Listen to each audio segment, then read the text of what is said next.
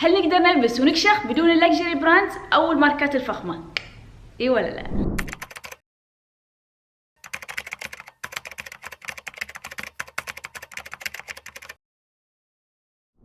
يا هلا ومسهلا يا جماعة الخير، شلونكم؟ عساكم بخير وصحة وعافية. اليوم فكرة الفيديو وايد حلوة، ومن 2020 كان عندي فكرة، والفكرة ان اسوي اسبوع بدون الماركات الفخمة او الغالية او اللكجري براندز اللي حطينا لكم تعريفهم قبل شوي. والحين نقدر نقول ان جينا حق 2021 وسوينا اسبوع بدون ماركات. واخيرا راح تشوفون معاي بهذا الفيديو 7 لوكات راح نلبس فيهم اللبس انيق وحلو وراقي بس بدون ماركات الفخمة او اللكجري براندز.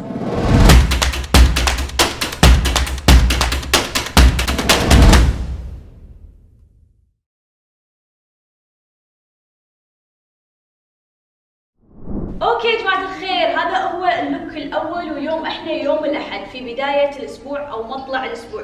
اخترت اني انا البس بليزر اسود مع بنطلون اسود مرتب وانيق، واحس هذا اللوك يصنف بتصنيف انه هو تحسونه كلاسيك اكثر، بزنس شيك، يعني شويه وايد راقي وفخم بنفس الوقت مثل ما تشوفونه.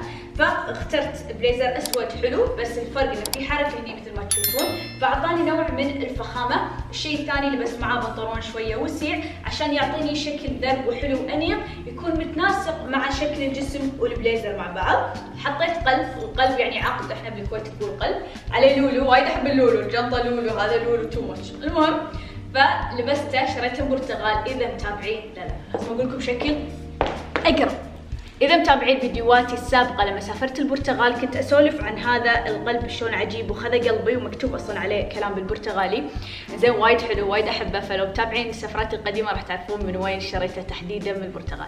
اوكي، الشيء الثالث اعتمدت على هذه الجنطه بشكل حلو وذرب وعليها لولو، وكان وياها السلسله لونها ذهبيه، بس انا شلتها عشان ما يكون فيها وايد اشياء وتزعجني يعني باللوك، فخليتها كذي بشكل ذرب وحلو. واعتمدت ان انا البس شوز لونه اسود كعب ذرب مثل ما تشوفون. الكعب جدا انيق وحلو وراقي، وبنفس الوقت لونه اسود، فاللوك كله على بعضه نوعا ما كلاسيك. احسه مناسب ان احنا نروح فيه استقبال، حفله بدار الاوبرا مثلا، نقدر نروح فيه عشاء بالليل. احس اللوك وايد حلو، او حتى مؤتمر يعني. فايش رايكم هذا اللوك؟ فاليوم احنا يوم الاحد وهذا كان اول لوك.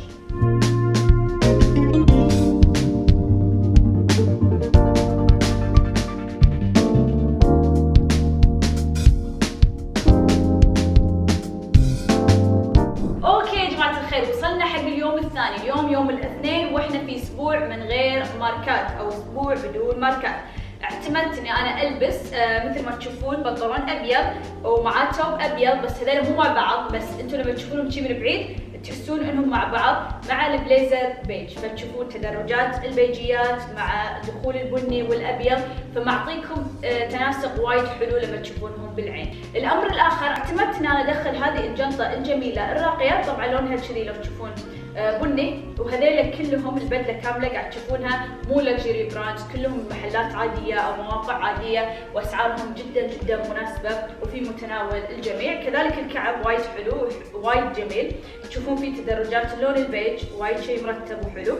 ومثل ما قلت لكم البدله نفسها اعتمدت اني انا ادخل عليها درجات البيج الفاتح مع تدرجات الاوف وايت، فصارت لنا بهذا اللوك. طبعا انا اشوف ان اللوك اللي لبسته اليوم احس يعني نقدر نصنفه انه هو بزنس كاجوال، او نقدر نقول كاجوال شيك شويه، فاحس وايد حلو ومرتب وانيق، واحس انه حلو حق مثلا دوام، تحسين انك بتروحين طلعه سريعه، هم تقدرين تلبسينه مؤتمر صباحي. حلو حلو حلو اللوك. المهم هذا هو اللوك الثاني من اسبوع بدون ماركه.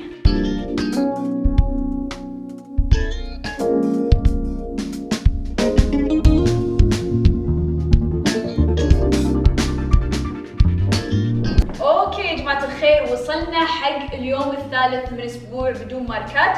اليوم لبست لكم بدلة وايد حلوة وانيقة وذربة، اللوك وايد كلاسيك وايد درب وايد انيق. مثل ما تشوفون البليزر قصته وايد حلوة، هني مثل ما تشوفون قصير بهذه الجهة طويل نوعا ما، فمعطيه وايد اناقه وشكل وايد درب ونازك وحلو. ودخلت بلوزه وايد حلوه وبسيطه مثل ما تشوفون هني، فيها شي جلتر او تلمع من بعيد لانه وايد حلو احس مع الزراير مثل ما تشوفون بهذه الطريقه. ولبست كعب اسود انيق ومرتب مع دلاق شفاف. انا وايد احب البس جوارب شفافه ودلاق شفاف، احنا بلهجتنا العاميه نقول دلاق زين لانه يعطي اللوك وايد ذرابه واناقه. ودخلت هذه الجنطه البسيطه الحلوه لانه ما ابي ادخل شيء وايد كبير وضخم، خصوصا اللبس وايد كلاسيك ومرتب، فممكن تلبسونها بهذه الطريقه او ممكن تلبسونها بهذه الطريقه. لو تشوفون اليوم نوعا ما متغيره، حاطه ميك اب ثقيل، طبعا مو انا حاطته ميك اب ارتست، فقلت ليش ما اصور فيه واكمل، فما ادري وايد حبيت نوعا ما من التغيير واحس وايد حلو حق مناسبه، فقلت اوريكم شكلي بالمكياج الثقيل لان في ناس تقول هذا مو ثقيل بس انا بالنسبه لي ثقيل، بس وايد حلو، قلت اوريكم اياه، ايش رايكم؟ فقلت البس معاه هذه البدله الانيقه وتشوفونه بهذا الشكل.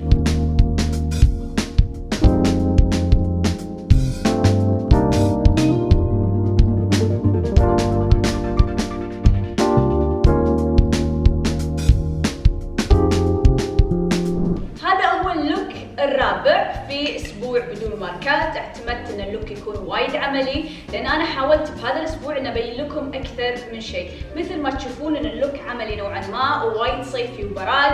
لبست قميص ابيض لكن في حركه وايد حلوه مثل ما تشوفون في قطعه اضافيه.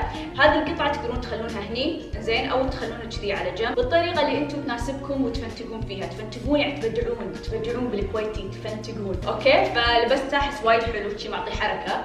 لبست معاه بنطلون كذي لونه بيج على مخضر ما شلون، اوكي؟ فحبيت. ولبست معاه هذا الشوز، هي نعال وايد صيفيه تعطيني لوك بحري. اصلا احس اللوك عملي ينفع حق دوامات، ينفع حق جامعه، ينفع حق سفر 4 لانه وايد حلو ستايل. هذه الجنطه ثاني مره البسها، لبستها اليوم الثاني من اسبوع بدون ماركات.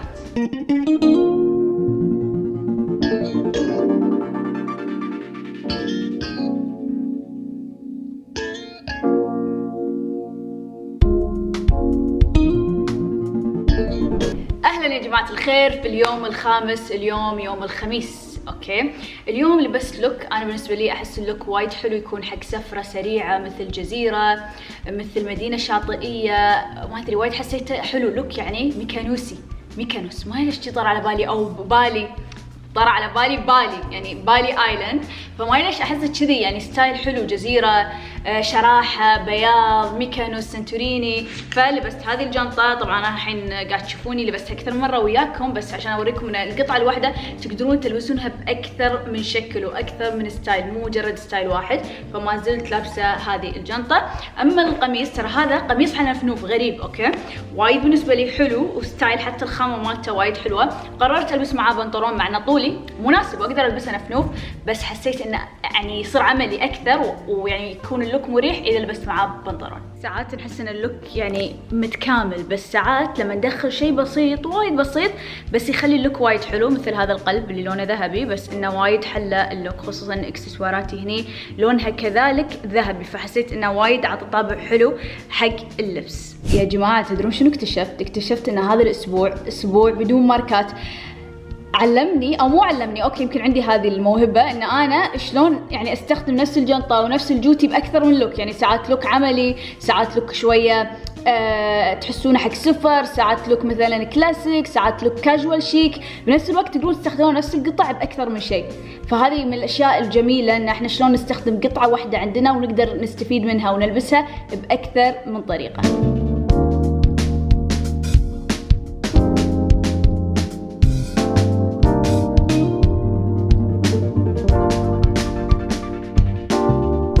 هذا اليوم السادس وهذا اللوك ماله. اهلا ومسهلا يا جماعه الخير، شلونكم؟ عساكم بخير صحه وعافيه. اليوم السادس في اسبوع بدون ماركات. طبعا اليوم احنا في فندق واليوم عيد ميلاد دلال، فكان في دريس كود. شنو الدريس كود؟ ان نلبس بنطلون ابيض مع جينز، عشان كذي هذا اللوك يعني تقريبا مو من اختياري، هو اختيار الدرس كود، فقررت اني انا البس هذا الشيء. طبعا هذا قميص عملي وايد حلو تحصلونه بوايد اماكن، بس فكره القميص انا بالصدق ما احب البس قمصان ساده ووايد شي سمبل الا بالفروسيه، بس بشكل عام احب يعني قمصان بيضة يكون فيهم حركه، فلبست هذا القميص ولبست جينز وسيع عشان يعني كذي اغير جو، فاحس احلى وارتب وارقى. واعتمدت اني انا البس بهذا اللوك على نعال كذي قش تكرمون، انزين يعطيني اللوك البحري الحلو واللوك العملي، لان عندنا فعاليه نبي نسويها.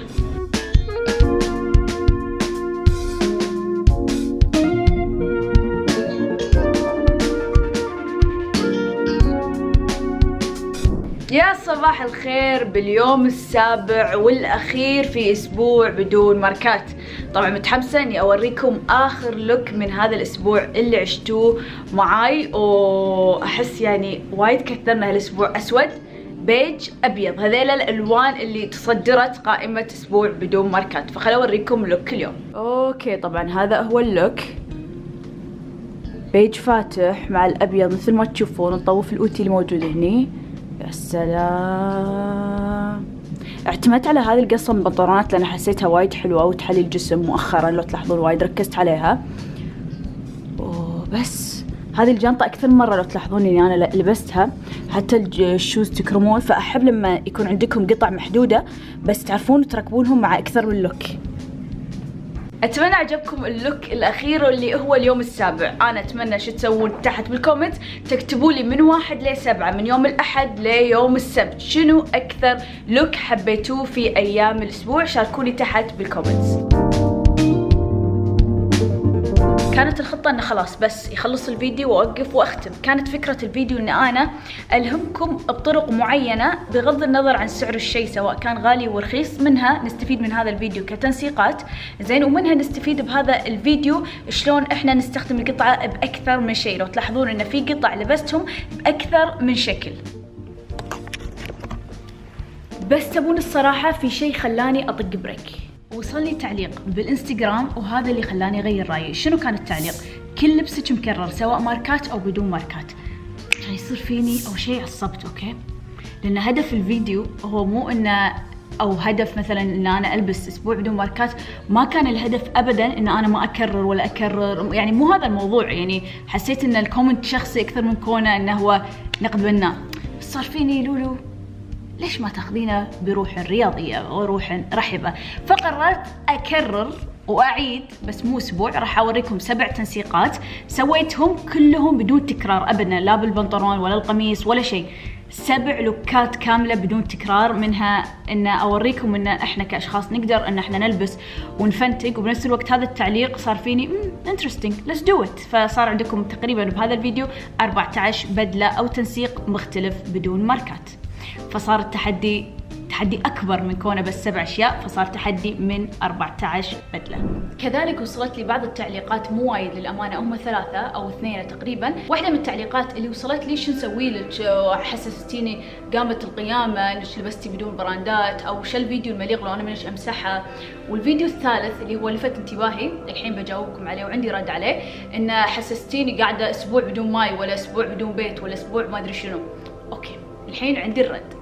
ساعات احنا لما نشوف شيء زين بشكل عام مثلا مو وايد واو بالمقاييس الإنسانية، مو وايد ثقافي بالطبيعة البشرية، مو وايد أكاديمي بالمقدرة البشرية، فوايد يصير فيه استهزاء للشيء هذا. وهذا الشيء احنا قاعد نشوفه بشكل عام. مثلا إذا لقينا شخص مثلا توظف في وظيفة مو قد المقام اللي المجتمع رسمه، يصير استصغار للشيء، وكأنه مثلا وظائف عامة معروفة وموجودة بهذه الحياة كأنها هي المقياس الوحيد مثلا للنجاح، للتطور، للعطاء وغيرها. لذلك أنا حابة أرد على هذه النقطة أو هذا الكومنت. المهم أنا ما أدري وين الكومنت، إذا لقيته بحط لكم إياه، إذا ما لقيته راح أجاوب عليه. فجوابي هو فجوابي هو أساسا المقارنة هي مو بكفة واحدة، فتسقط المقارنة هني، لأن أساسا أمرين مختلفين. أنا ما أقدر اليوم أقارن شيء بالفاشن بشيء بعدم وجود ماي اللي هو حاجة إنسانية طبيعية. بس هذه مثلا الفاشن، اللبس، التنسيقات، هذه أمور كمالية. يعني أحس كفة المقارنة هي غير صحيحة. فانا ما اقدر اقول مثلا لولو مو زينه وش نسوي لك انت وفيديوك، لانه مو وايد مهم الفيديو. اوكي، فاحنا اول شيء لما نشوف هذه الاشياء مثلا نقول هذا الفيديو بالنسبه لنا سخيف، او الفيديو بالنسبه لنا ما اضاف لنا كتنسيق، ما اضاف لنا كافكار، ما في اي مشكله، بس ما نقدر نزقر او نحجم من الاشخاص المختلفين اللي حولنا، لان احنا ما نشابههم نظريا فكريا او حتى بنظرتنا بشكل عام للحياه. فهذه موضوعي. يعني الحين انتم قاعد تشوفون الفيديو، اتمنى ان اي شيء نشوفه بهذه الحياه ناخذه بنظره شموليه اوسع. يعني الناس الايجابيه شو راح تاخذ هذا الفيديو؟ راح تاخذه انه يلا خلينا نشوف الافكار، او خلينا نشوف طريقه المونتاج، او مثلا خلينا نشوف مثلا شنو القيمه اللي موجوده بهذا الفيديو. مثلا هذه قيمه، ترى هذا شيء انا فاتشه رولينج الكاميرا بدون لا اكتب ولا شيء. هذا كان في تعليق صار فيني فكرت فيه كم يوم خلا ارد عليه، فهمتوني؟ مثلا هذه في قيمه مستفاده صارت فجاه. فاحنا ما نقلل من اهتمامات الشخص الاخر على حساب قضايا او حاجات انسانيه موجوده. يعني اذا تبي مثلا تشوفين لولو وعطائها، وانا ما احب اسوي شو 24 ساعه، كتبي لولو الخطاف بجوجل تقدرون تشوفين اعمالي بما يخص مثلا الفقراء، الناس او العوائل المحتاجه داخل الكويت. اذا تبين تشوفين مثلا فيديوهات هادفه، عندي مثلا فيديو اسمه لولو وسودا، كنت رايحه في تجربه جميله في النيجر، وتكلمنا عن حالات العمى اللي هي الماء الزرقاء او شيء كذي، زين. وكان عندي فيديو وسويت الفيديو وقارنت حياتي بحياته. هني يختلف الموضوع، لان انا اخترت ان انا شلون اقارن. بس لما انا اسوي واخصص هذا الفيديو كانه فاشن، ما يصير نقارنه بحاجات انسانيه مختلفه. ما ليش حسيت مناظرات واخبار، بس يعني حلو، انا ولت على هذه الشخصيه مالت لولو اللي تتكلم زين. فبس الله يسلمكم، هذا الفكره من الفيديو. فاللي عنده نظره شموليه ايجابيه راح يشوف هذا الفيديو انه هو افكار، راح يشوفه انه هو تنسيقات مختلفه، راح يشوفه تحدي مختلف، راح يشوفه ان احنا نقدر نكشخ ونصير انيقين بغض النظر عن الماده او القيمه الماليه حق الشيء المعين هذا، خصوصا في خضم المواضيع اللي حولنا، خضم ان الناس قاعد تلبس وتحط وتشارك وتوريكم ان احنا نلبس ونشتري وهذه الامور. ساعات نحتاج نسوي تشي ستوب او نسوي بوز. ما اقول لكم ما البس ماركات، عندي ماركات وانا سبق وقلت هذه الجزئيه بالفيديو بدايه الفيديو، لكن هدف الفيديو جدا بسيط. بدال احنا نضخم ونحسس الناس انه باقليه الفيديو او باقليه الاهتمامات، بالعكس الفيديو انا بالنسبه لي يوصل رساله جميله ان احنا نقدر نكشخ ونصير انيقين بغض النظر عن القيمه الماديه. هذه النقطه الاولى. النقطه الثانيه ان الفاشن والتنسيقات ممكن ناخذ افكار ونقدر نلبس القطعه باكثر من جانب. فانتم شلون نظرتكم، شلون انتم تستفيدون من هذا الفيديو؟ ابيكم تكتبونه تحت بالكابشنز او تعليقاتكم، لان انا يهمني اقراها، يهمني اشوف شلون مثلا كل شخص ممكن يستفيد من هذا الفيديو، شنو القيمه اللي ممكن يضيفها بحياته. كذلك راح اقول نقطه وايد مهمه، ساعات في فيديوهات نسويهم بهدف المتعه فقط لا غير، مو لان هذا الشخص مو هادف او لان هذا الشخص مو زين او لان هذا الشخص ما عنده محتوى. لا، ساعات عادي يبي محتوى ترفيهي يضحك، مو بالضرورة يكون في قيمة ثقيلة. عادي القيمة مالته بسيطة، انه هو يبي يفرح الناس، يبي يسعدهم، يعني هدفه ترفيهي بحت. فعشان كذي يا جماعة الخير ان احنا نستانس اكثر واحنا نشوف، وما نحاول ان احنا نسوي مقارنات غير عادلة لما نتكلم، او نتكلم عن مقارنات غير متكافئة وكأننا نسينا القضايا الاخرى. ليش قاعد اتكلم وايد فصيحة؟ المهم لا يا جماعة، انا ما نسيت القضايا الاخرى، وكل قضايا بقلبي. بالعكس يعني اذا عندكم اي افكار بداخلكم بالعكس قولوهم. فبس انا بشكل عام مركزه هني لايف ستايل وسفر اكثر شيء باليوتيوب. فالحين يا جماعه الخير راح اوريكم 7 تنسيقات جميله بدون ماركه، يلا نشوف. اوكي، فكرة اللبس الاول من 7 تنسيقات جديدة مختلفة بدون لا يكون فيها تكرار. اول شيء لبست هذا القميص الابيض سادة، ممكن تحصلونه باي مكان، لان هذا قميص ابيض سادة بسيط ما في اي قصة، ولبست معاه بليزر كذي على الجنب بهذه الطريقة، وفي حزام فوايد طريقته حلوة اقدر اشيل الحزام. ولبست هذا القلب، طبعا القلب طويل فانا ربطته كذي عشان يصير قصير ويكون حلو ومتناسق ما بين البليزر وما بين القميص. حطيت فيه مو حطيت فيه، هو جاهز يا جماعة في احمر، فليش قلت ما البس معاه جنطه حمراء وايد حلوه وبسيطه والبسها. فقلت اخترت هذه ان البسها كذي او اعلقها بهذه الطريقه مع جوتي تكرمون لونه اسود بسيط وايد ويلوق مع قصه البنطلون. لما تلبسون هذه القصه من البنطلونات الحلو انكم تاخذون هذا النوع من الجواتي، لان هي هم الترند هالفتره. نقطه مهمه، اهتمامنا بالفاشن مو بالضروره عدم التفاتنا للقضايا الاخرى.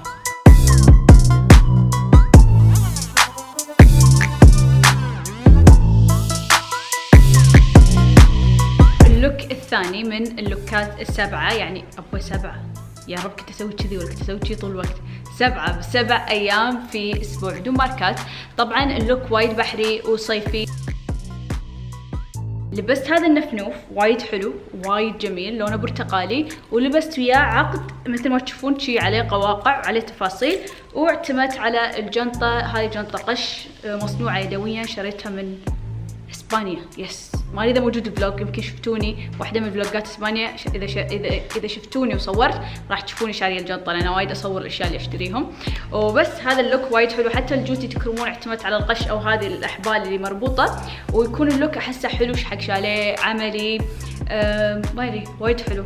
مع ان اللوك المساعة قبل اول واحد اللي اسود وابيض حيل انا يعني هذا اللوك البسهم لما اسافر او اذا رايحة شاليه.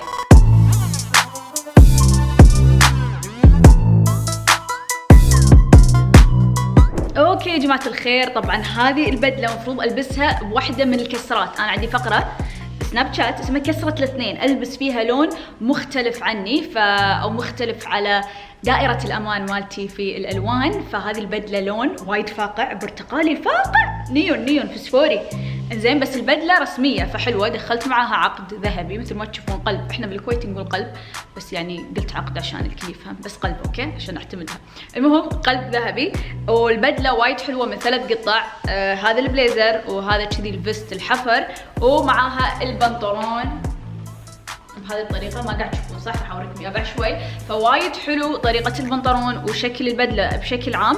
وطبعا البنطلون وايد حلو ووسيع، ولبست معاه كعب. الكعب وايد حلو عليه شي ستراس، حسيت انه يلوق انه يعطيه كذي يبرز اللوك بشكل عام.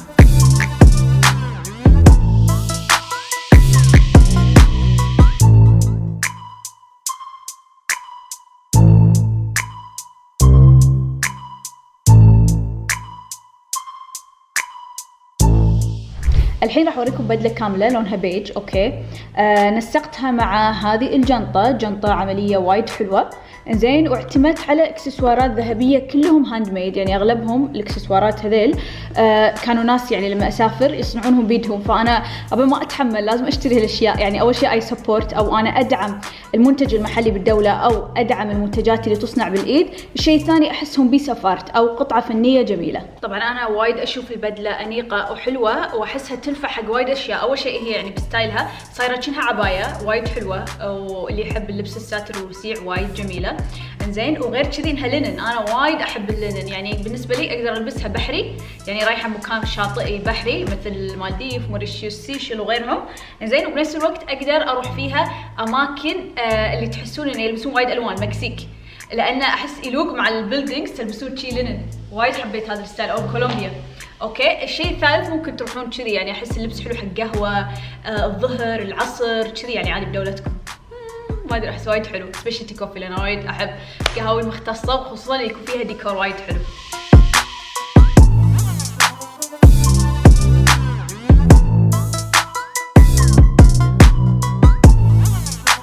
اوكي يا جماعة الخير، وصلنا حق التنسيق رقم 5. لبست بيج مع ابيض، بنطلون اسود وجوتي ابيض تكرمون، وجنطة تترا لونها اوكي ما تبين، لونها سوداء. فاللوك هذا وايد عملي حلو، ينفع حق دوامات، ينفع حق سوق، ينفع حق طلعة سريعة، وينفع هم حق غداء وقهوة ووايد اشياء.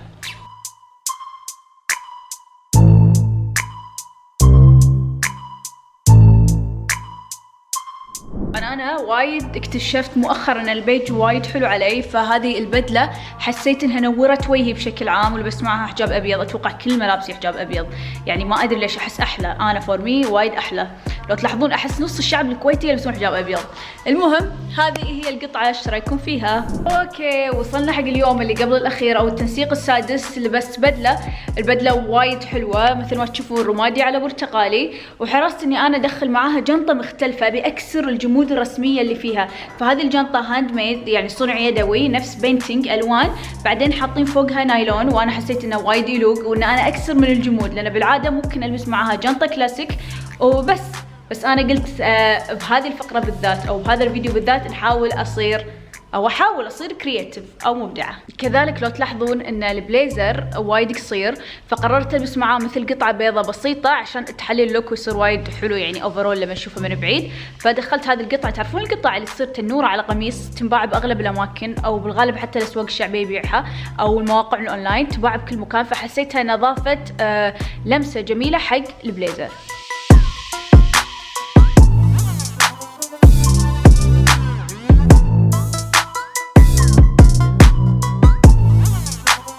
اوكي يا جماعه الخير، هذه هي البدله الاخيره اللي احسها حيل يعني انا وايد يمثلني هذا الستايل، انه يكون بليزر اسود مع حزام مع بنطلون ستريت. احس هذا الستايل حيل حيل احب كذي. مثل ما تشوفون البليزر فيه حركه، هذه هي الحركه، فكنت بحط حزام ابيض كان اقول لا وايد راح يشتت يعني وما راح يصير وايد حلو متناسق وراح يصير وايد خبه زحمه. فقررت ان انا البس بلت ساده لونه اسود بشكل بسيط وانيق عشان يبرز البليزر نفسه، وما حبيت انه يكون فيه وايد زحمه، خصوصا اني راح ادخل جنطه فيها لولو. انا وايد يهمني التفاصيل، التكستشر مال الجنطه نفس التكستشر مال جوتي، انه شوفوا نفس البرنت.